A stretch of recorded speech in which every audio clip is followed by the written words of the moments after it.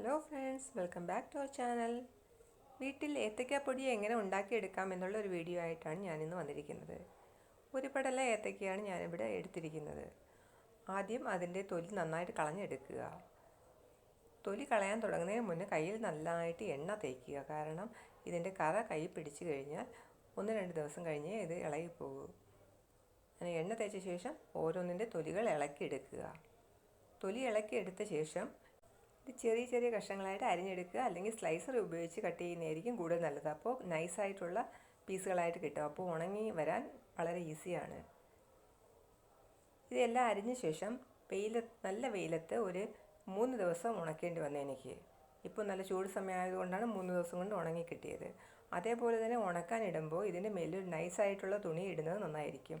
പൊടിയും മറ്റുമൊക്കെ കയറി ഇത് ചീത്തയാകാതിരിക്കാൻ അത് സഹായിക്കും. ഒരു നൈസായിട്ടുള്ള തുണി ഇട്ട് കഴിഞ്ഞാലും 3 ദിവസം കൊണ്ട് നന്നായിട്ട് ഉണങ്ങി കിട്ടും.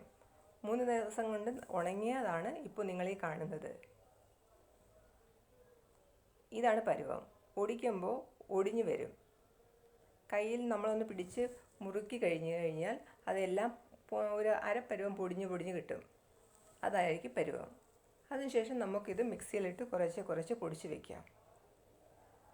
പൊടിച്ച് വെക്കണോ എന്നുള്ളവർക്ക് അങ്ങനെ ചെയ്യാം. അല്ലാത്തവർക്ക് ഇങ്ങനെ തന്നെ സ്റ്റോർ ചെയ്ത് വെച്ചിട്ട് ആവശ്യത്തിന് മാത്രം പൊടിച്ച് മാറ്റാം. ചെറിയ കുട്ടികൾക്ക് കൊടുക്കാനാണ് യഥാർത്ഥത്തിൽ ഏത്തയ്ക്കാപ്പൊടി യൂസ് ചെയ്യുക. പിന്നെ ലൈറ്റായിട്ടുള്ള ബ്രേക്ക്ഫാസ്റ്റ് ആയിട്ട് വേണമെങ്കിൽ നമുക്കിത് കുറുക്കി യൂസ് ചെയ്യാവുന്നതാണ്. നന്നായിട്ട് ഉണങ്ങിയ ഏത്തയ്ക്കയാണെങ്കിൽ എത്ര കാലം വേണമെങ്കിലും അത് ഇരുന്നോളും.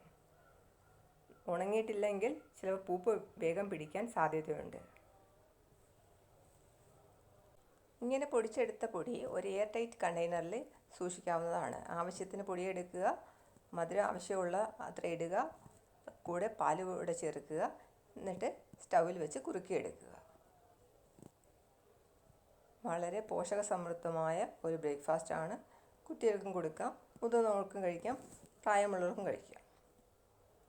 അപ്പോൾ വീട്ടിൽ വെച്ച് എല്ലാവരും ഒന്ന് ട്രൈ ചെയ്ത് നോക്കുക ഇത്.